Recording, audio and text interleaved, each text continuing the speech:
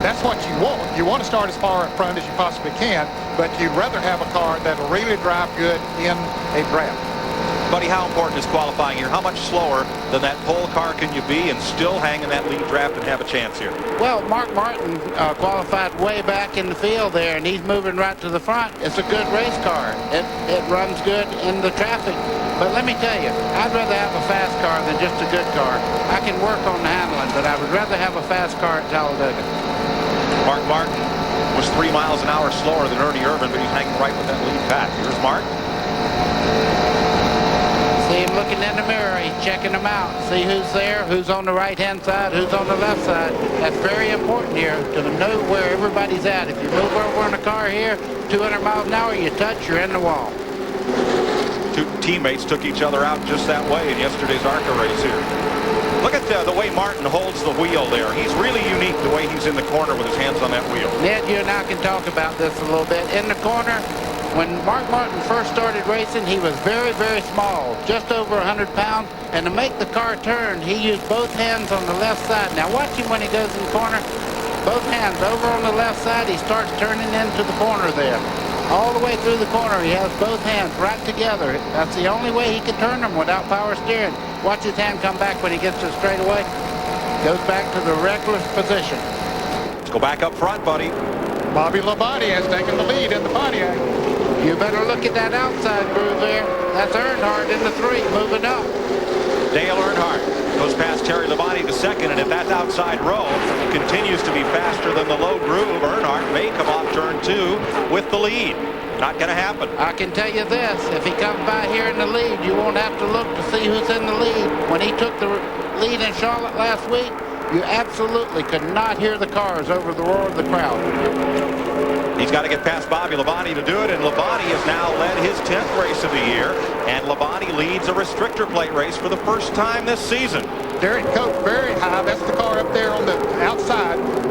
He was 3 wide there for a moment, but got back into 2 wide. And he's been running that high line, especially through the tri-oval all afternoon. Now Earnhardt on the outside of Jeff Gordon, and look, everybody's drafting with Gordon. Earnhardt looking for a partner. Here comes Jimmy Spencer on the outside. And the Labonte brothers, Bobby and Terry, leading them as Gordon and Earnhardt run side by side there for the 3rd position. They need to single file out if they want to keep up with the leaders. Bobby Labonte and the Pontiac, I've maybe thought they wouldn't be that competitive here, but the Pontiacs seem to be back now. They're running very well, and the last couple of races, they've been the car to beat. Gordon tried it on the high side. It wouldn't work for him now. He has come down to the inside, trying the low groove. Now he's on the inside of Earnhardt. And he's got Ernie Irvan and that white-nosed Thunderbird with him. Now you watch the action pick up here as Earnhardt and Dale Jarrett start running. We've watched the Dale and Dale show before. They like to run together. They trust themselves. And just behind them, Jimmy Spencer. That's a fast train. Meanwhile, on the inside, Elliott's there. Michael Waltrip has fought his way back up into the front pack. And Wally Dallenbach has dropped to the low groove in that green and white Chevrolet. And Bill Elliott caught in the center. Right there he is in the center. 3 wide. That's a place you don't like to be. But sometimes you can't help it. Boy, look, how many wide is that? The racetrack is about 65 feet wide, and they're using up most of it. Well, Elliott muscled Michael Waltrip, who muscled another car down to the inside. That's how they got 4 wide. You think a brother might help a brother? They're trying. You ride with Dale Jarrett. Who's he going to go with here? Bobby, or rather, Jeff Gordon on the left or Earnhardt on the right? I think he'll go with Earnhardt on the right. He trusts him. I think he trusts Dale Earnhardt. Not that he doesn't trust Jeff Gordon, but he can't get down there, first of all, to get behind Jeff Gordon. But I think that he's comfortable up there with Earnhardt. He has seen how far Earnhardt has come from back in the back and has come up there near the lead. So he said maybe he's got something that I can draft on. 25 laps complete here at Talladega. Bobby and Terry Labonte out front. Dale Earnhardt on the outside trying to hold off Jeff Gordon on the inside for 3rd. 38 more right behind them. We'll be back to the fastest speedway on earth, the Sears DieHard 500 live on CBS.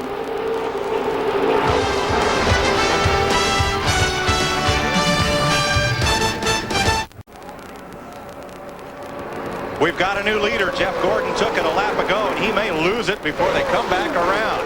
Earnhardt has decided to try the bottom groove, trying to lead his 8th race of the year. He was up there in 4th place riding the high groove going into turn 1, Mike, and he just drove it straight down across the racetrack to the low side, dipped down on the inside of Gordon, and working on the lead. Don't count Earnhardt out yet. You see him coming there. Wally Dallenbach in the 46, the green car just behind him. These cars are picking it up and putting it down. Nobody's in their seats, and Jeff Gordon will lead that lap. Now Gordon has picked up 5 bonus points as Earnhardt goes to the point. Gordon has picked up 5 points for leading a lap. He came in here with a slender lead, he said, on Mark Martin and Dale Jarrett for the championship, 125 points. So it's now at 130. You know, we talked about which was best, the high groove or the low groove a little bit earlier. I don't think it matters right now. I think it depends on which car that you're drafting with and the brakes that you might get going into the turns. You see Earnhardt, he pulls ahead going in the corner.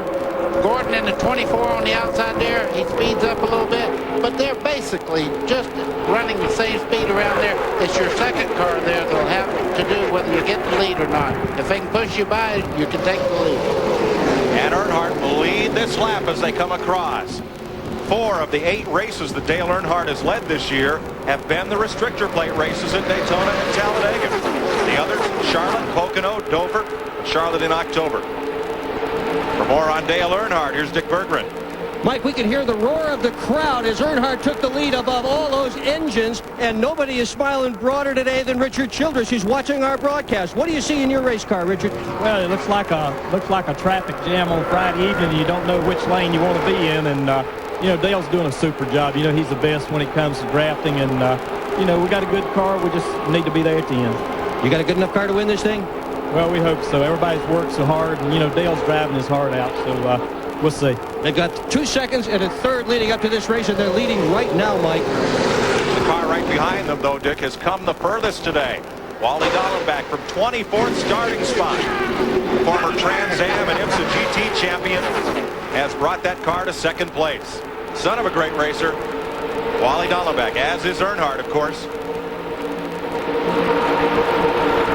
And Ernie Irvan, the pole sitter. And that white number 28 sitting 3rd. You know, I'm looking at the top 4 cars, and Sabata's cars are running 2nd and 4th right now. So Greg Sachs giving the 40 car a good ride also. He's up to 4th after starting 28. Michael Waltrip's climbed a lot, and there's Spencer in that yellow car, way up on the high side. And the draft is somewhere else. Ernie Irvan's turned the fastest laps of the day. Best 193.8 miles per hour. And if you'll notice, that was back on laps 5, 6, and 7 when he turned those fast 3 laps. That's when the tires were relatively cool. They had them up to full speed right then. If the tires get heated up a little bit, they'll slow down a little. Not a great deal, but they were running single file back then too, and that helped him quite a bit with that speed. Riding with Bill Elliott. Looking back, that's Mike Skinner on the inside, number 31. The total distance, as you look back from Dale Jarrett and Michael Waltrip on the right, Bill Elliott on the left, from 1st to 30th place. Start the watch, stop it, 1.8 seconds. Wow. Back to 30th place. Battle for 2nd place. And there is that whole field spread by less than 2 seconds. 4 abreast again. Buddy, what are you laughing at? I just love this. I tell you what, I think about the many days that this was as close to heaven as I could possibly get. To be anywhere in that top 30 right there, I loved it. I love this racetrack. Wally Dallenbach challenging for the lead. They get 3 wide behind him. And Dallenbach is going to pull the train around the outside track. Well, some others down there think that the low groove might be the place to go. There's Rusty Wallace right there down on the inside. He's trying to draft with the group down there, including Mark Martin. But Earnhardt not giving up that lead easy. On the outside there, the 2 Sabatas cars, teammates. If Greg Saxon can get up there, Wally Dallenbach might lead his first lap here today. And this might be on audition for Greg Saxon, number 40. Robbie Gordon has left that team. And Jeff Burton's in trouble here in the 99, one of the 3 Jack Roush cars. He has lost the draft. Darrell Waltrip had lost the draft earlier, but I'm sure there was some reason for Jeff Burton losing the draft here. Maybe lost a cylinder or something, but that's really going to hurt him. The man that's 4th in the NASCAR Winston Cup point standings. Boy, they funnel back down as they come off the corner and then spread once again in the back straightaway to 4 wide back from this group.